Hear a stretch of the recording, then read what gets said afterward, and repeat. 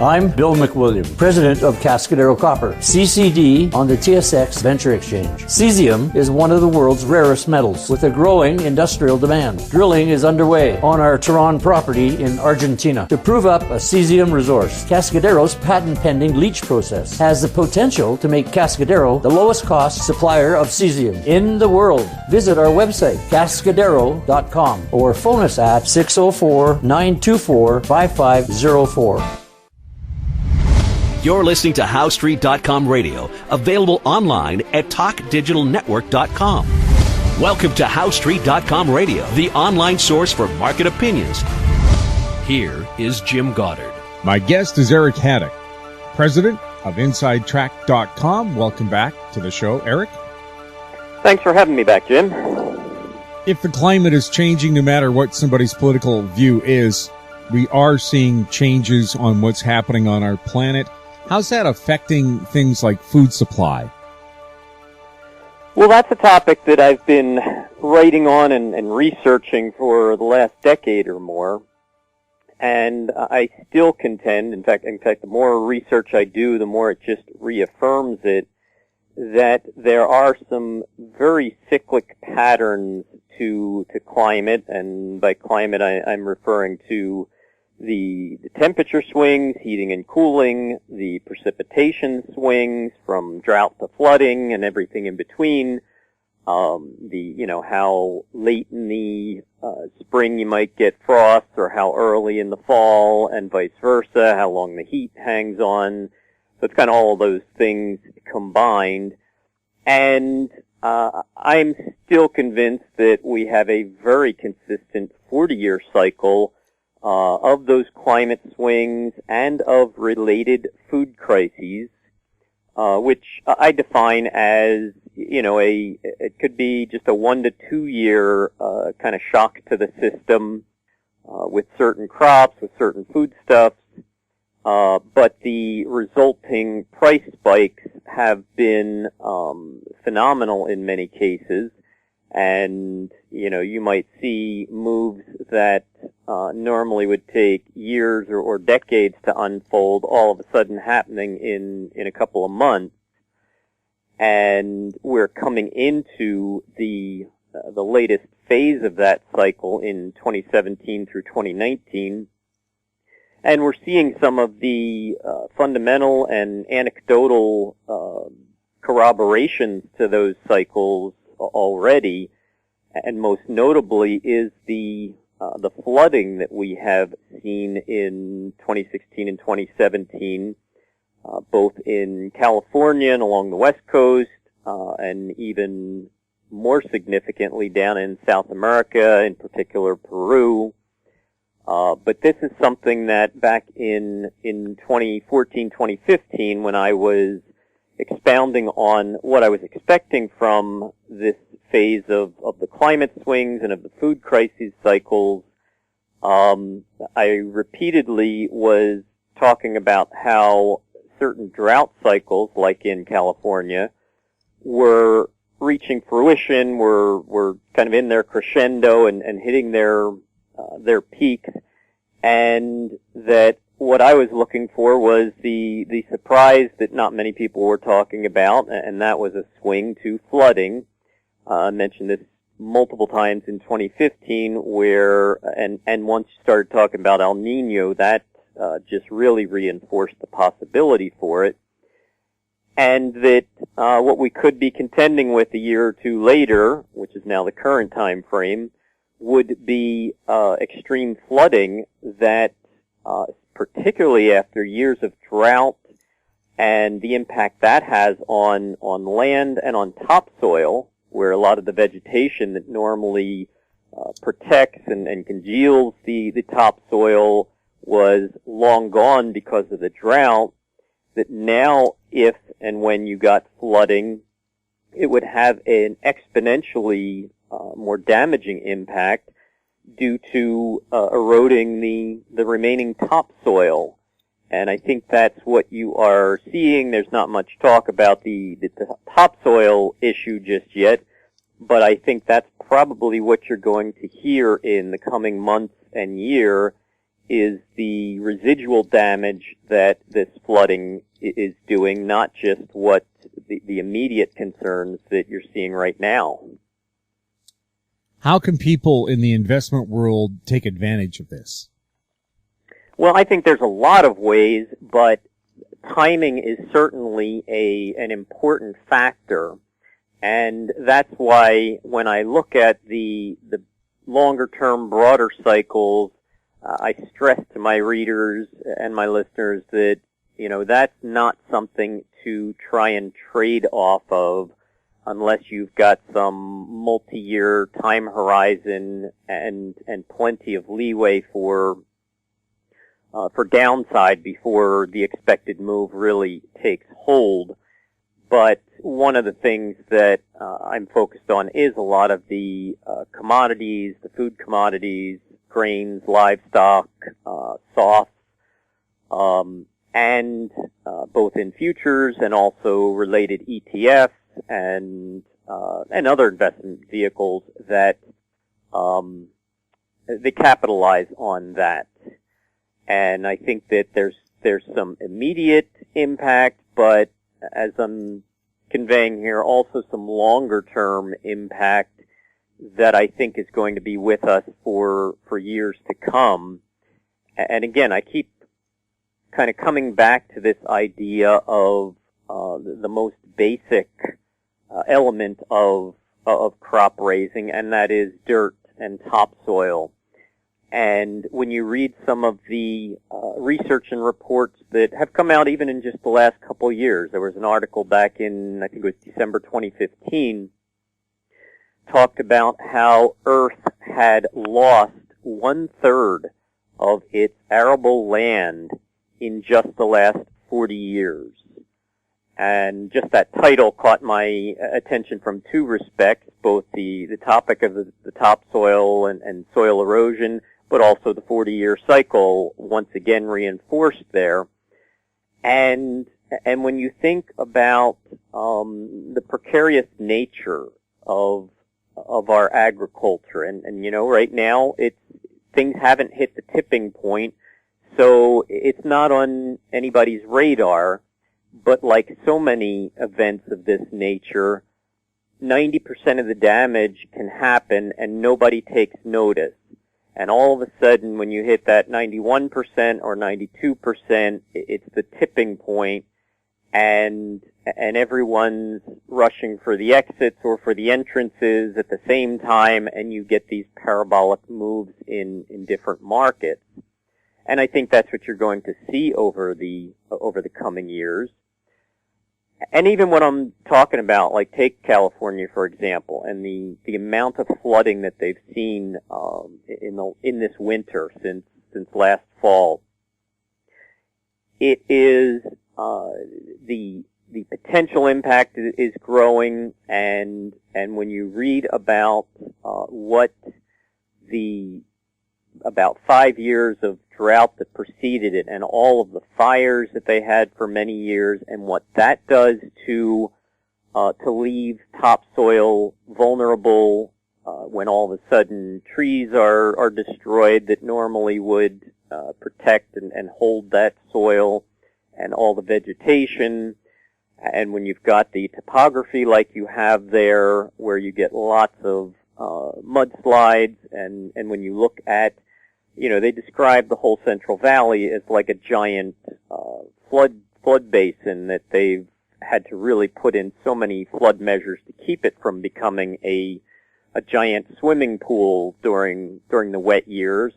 And so much of it through the Central Valley, so much of it just has one or two exit points to the ocean, and when the water is all draining at the same time, you have this erosion issue that is bound to be a factor for the coming years. And a perfect example of that whole principle was seen in, not in California, but in western Iowa back in 2013. And they had extreme drought the preceding year. And same situation with topsoil, and then had flooding in 2013. And I think the statistics were that in 4 or 5 days of flooding, it had removed a year's worth of topsoil, just like that. And when you're already at a vulnerable stage, that becomes more and more of an impact.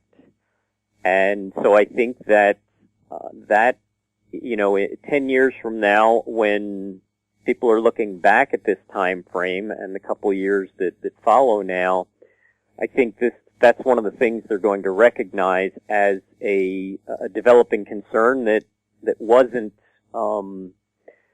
there wasn't enough attention paid to it until things really started to reach a tipping point. Don't places like California have to do a better job of capturing and retaining water when it does show up like this? Well, absolutely, but there's always cost factors, and you even see the ramifications with Lake Oroville and the Oroville Dam earlier this year, where they hadn't modernized the spillway in the same ways that I guess there were several other spillways across the country. I think Colorado may have had one, that they had already recognized this problem, modernized how the concrete and how the soil underneath was, and they had identified Oroville as something needing that. But again, the money and when you get into budgetary issues, there's all kinds of priorities. They hadn't done it, and from what at least some of the initial speculation was, that you had the soil underneath that was supporting that giant spillway had, just from the drought and shrinkage of the soil, all of a sudden created a little bit of a gap between the soil supporting this concrete, and all of a sudden you get the water just coming out of the dam in droves, and it couldn't sustain that weight, and now you've got a whole new set of problems. And it is easy to sit and debate and theorize what should be done, but when it comes down to the dollars and cents of it, often the politicians are directing all the money at the urgent problems, or the things that are going to get them reelected 2 years later, and 2 years after that, and 2 years after that. And the big infrastructure issues are always kind of pushed back and pushed back. But you're right, with a with a state that provides so much of the nation's and even the world's produce on certain levels, I think it's tomatoes and certain other crops, that they're providing 60-70% of, I believe it's the world's supply of some of those vegetables. That certainly has to be a top priority. But again, you get the political debate and things like that get pushed to the side, or only get a certain amount of the necessary funds directed towards it. And so you get these problems recurring, and then, like when we're talking about the Oroville Dam and spillway, well, now all of a sudden all this money has to go to not only repairing it, but repairing it with round-the-clock labor in an urgent basis, which always costs much more too, and you exhaust years of funds that might have been committed to things like that, all in a matter of days or weeks. So it's a far more complicated problem, but obviously it is something that's very concerning. And when you see this issue, coming back to the dirt and the topsoil again, it's very interesting to go back and read some of the research that's done with 2020 hindsight. There's no denying that. But that's where, if we choose to learn the lessons of history, we can learn the lessons of history. And when you look at droughts in the Midwest that took place in the 1850s, there was a Civil War drought that lasted almost a decade. And then 40 years later in the 1890s, there was another serious drought through the Midwest. And then 40 years after that, you had the Dust Bowl, where, again, the topsoil issue was such a huge factor in that the drought and the winds and the storms just took away decades worth of topsoil. But then in more recent years, when they were doing studies on a lot of those events, they realized that starting in the 1850s and the drought then, that there were already documents discussing the problems from overgrazing of the land and some of the native grasses being removed, and that there was already an erosion concern back after the droughts of the 1850s and the 1890s, and there was even an intervening one in the 1870s. There was a recognition and an acknowledgement of this soil erosion, but the habits just kept going on, particularly with livestock and livestock grazing. And it wasn't until you hit just a perfect storm of negative factors in the 1930s that then you have this Dust Bowl that really is one of the big things responsible for such a migration to California of farmers and migrant workers, and it's part of the thing that really started to bring California into the forefront of agricultural production in the U.S. But there again, since the 1930s, kind of like in the Midwest from the 1850s until the 1930s, since the 1930s in California, you've had a developing agriculture industry there. Then in the 1970s, 40 years ago, you had their worst drought up to date, and you have these different farming issues, and as you speak of, water and drainage and capturing of water issues that are being, they're not being ignored, but they're maybe not given the priority that in the future they're going to look back and say they wish they had. And now you're getting flooding. So instead of something like the real dry, arid issues of the dust storm, of the Dust Bowl, perhaps you're going to get the opposite, and that's how history kind of rhymes, kind of does things that are similar but doesn't repeat itself. So it would not surprise me in a couple of years to be looking back and saying, oh, look at what flooding did to California and other areas. There's some parallels to what things like the Dust Bowl did to farming arable land 80 years prior to that. We'll have more with Eric Hadik right after the break.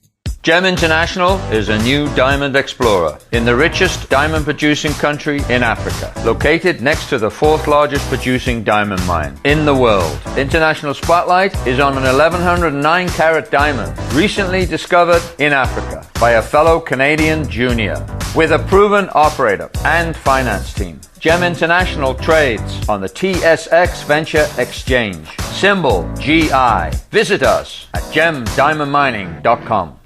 Avon Resources Limited is a gold exploration company with significant projects in British Columbia, Saskatchewan, and the Yukon. Trading on the TSX Venture Exchange, symbol ABN, and the pink symbol ABN-AF. Surrounded by world-class gold deposits and mines, Avon's 23,000 hectares Forest Kerr Gold Project is located in the heart of the Golden Triangle in northwestern BC. For more information, visit us at avonresources.com.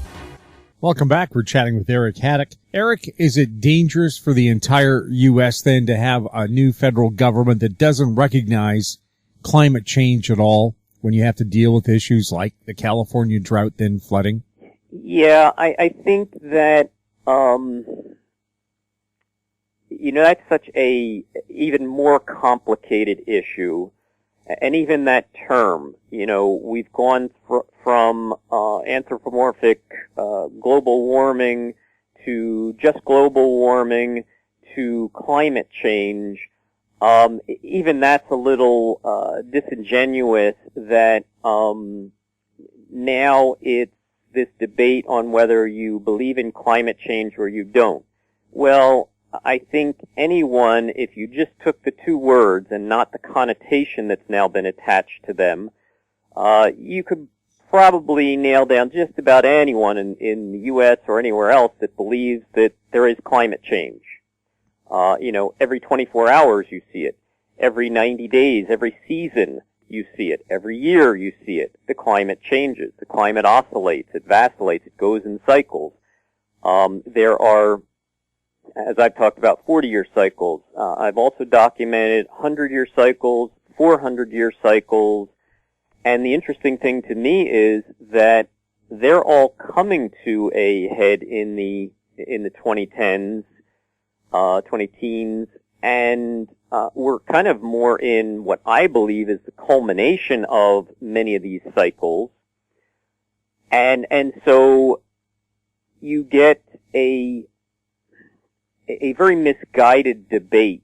And I would prefer if you separated two things there and you talk about pollution and the impact that has, and absolutely pollution has to be curtailed, has to be addressed, and then you also discuss the swings in climate, and that there are times, there have been, you can go back thousands of years, and there are constantly times where entire civilizations disappeared due to climate change.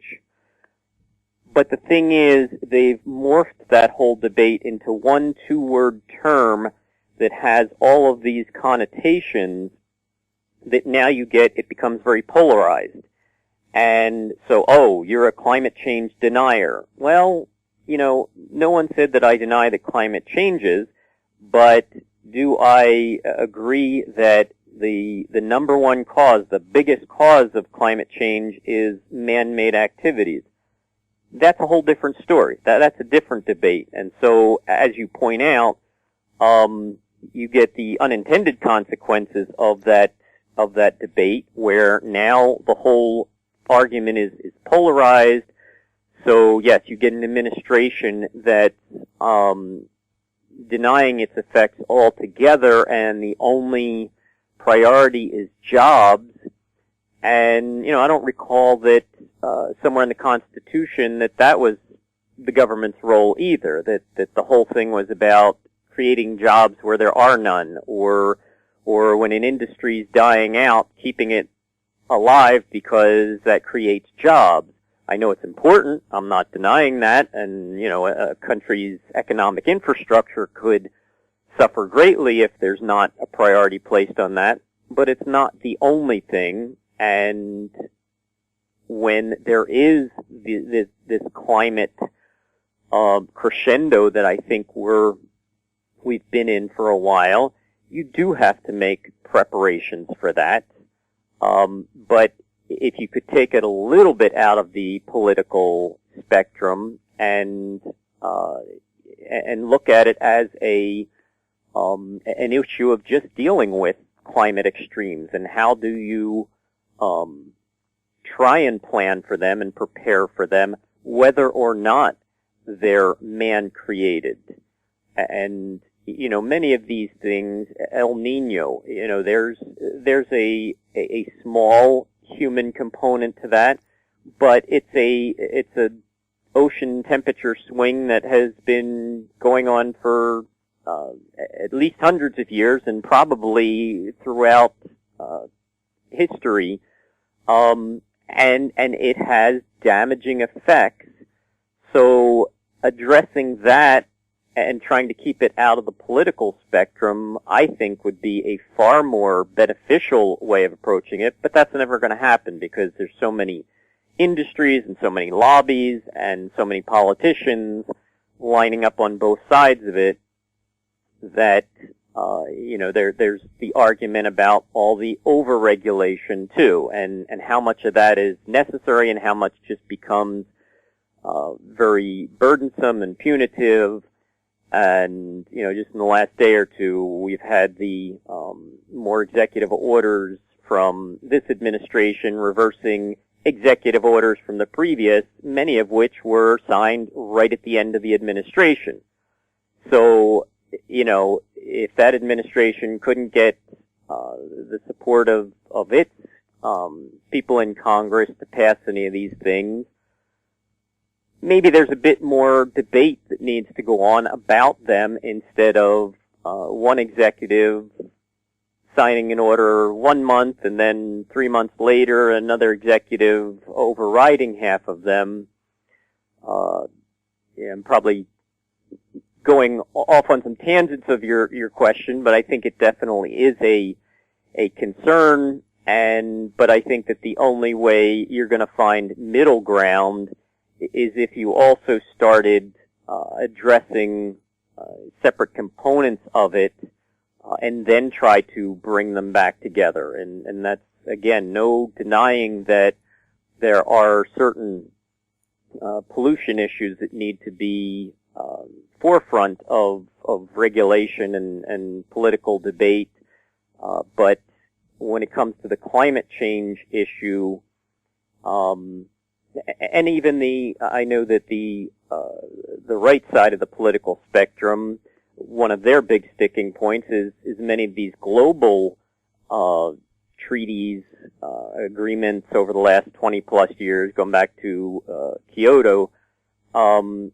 They're also very disingenuous because you have all these nations agreeing to it, but written within them is exemptions for the two biggest polluters on the planet. And so if they're exempt, all those signing these constraints and these targets would actually have to multiply the benefits of their reductions hundreds of % to make up for those two nations that are exempt and allowed to pollute at will because of their developing industries, and so there's so much more politics to it, and that's where, in my opinion, the problem is. We'll have more with Eric Hadik right after this. I'm Larry Ray, President and CEO of American Manganese, Inc., listed on the TSX Venture, ticker symbol AMY, A-M-Y, with proprietary patents in the U.S., China, and South Africa. Our focus is on recycling lithium-ion batteries for electric vehicles. China recently legislated the responsibility for recycling onto their electric vehicle manufacturers and importers. For more information, please visit AmericanManganeseInc.com or phone me, Larry Ray, at 778-574-4444. Keep informed.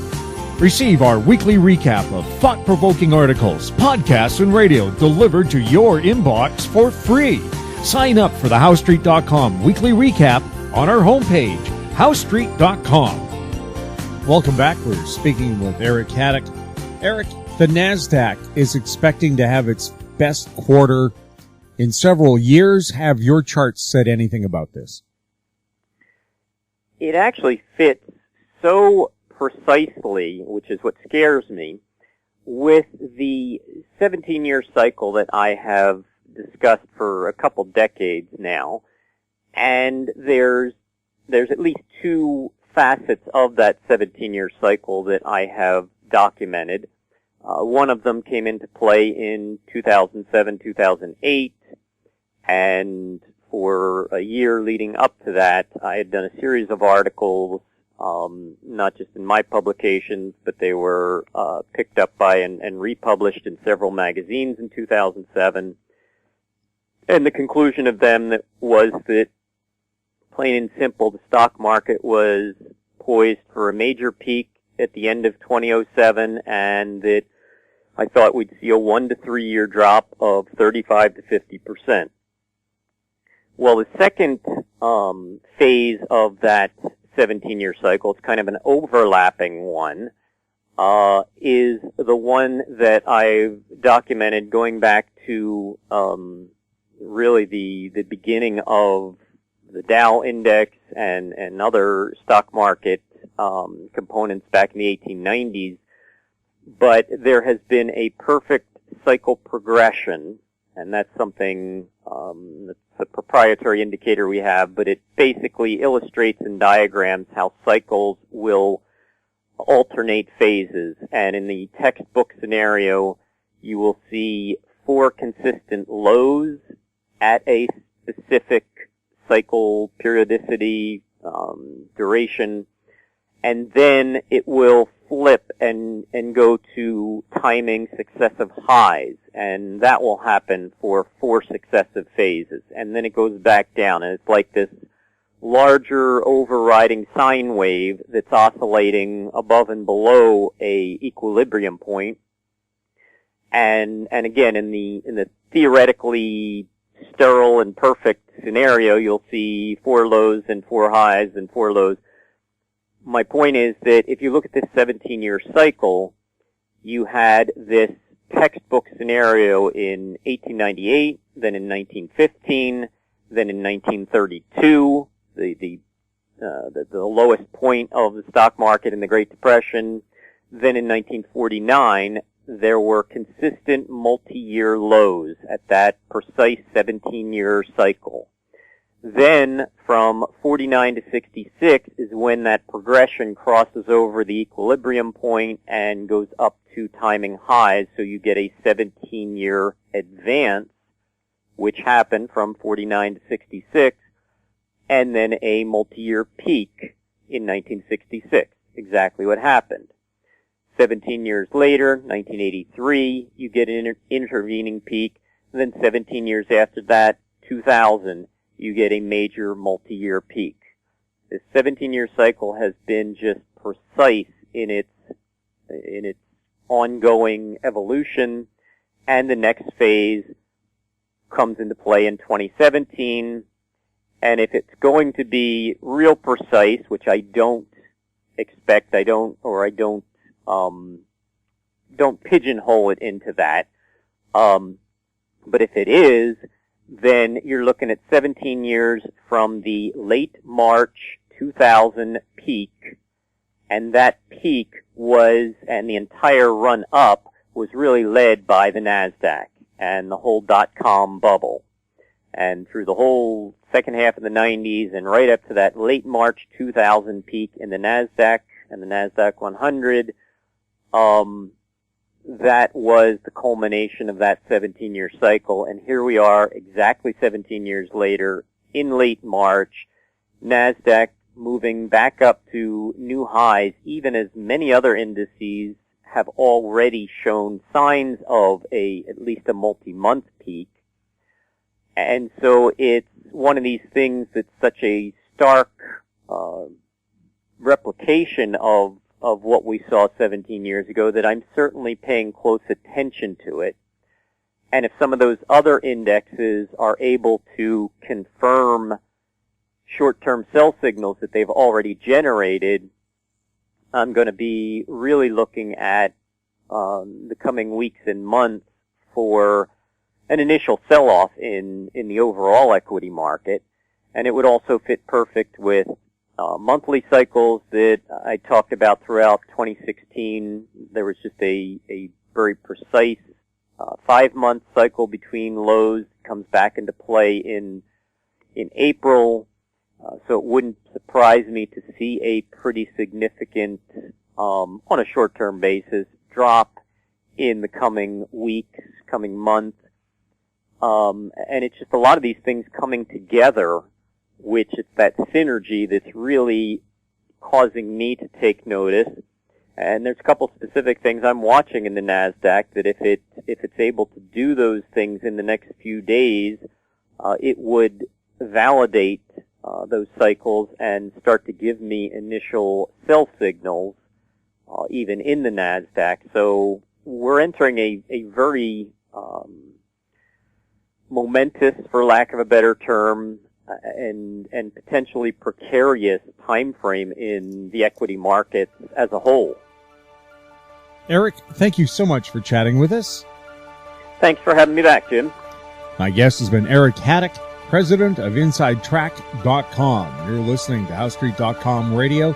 Questions for the show or for our guests can be emailed to info@HowStreet.com. I'm Jim Goddard. Thanks for listening. Comments made on HowStreet.com radio are an expression of opinion only and should not be construed in any matter whatsoever as recommendations to buy or sell any financial instrument at any time. Available online at TalkDigitalNetwork.com. HowStreet.com radio is a production of HowStreet Media Incorporated.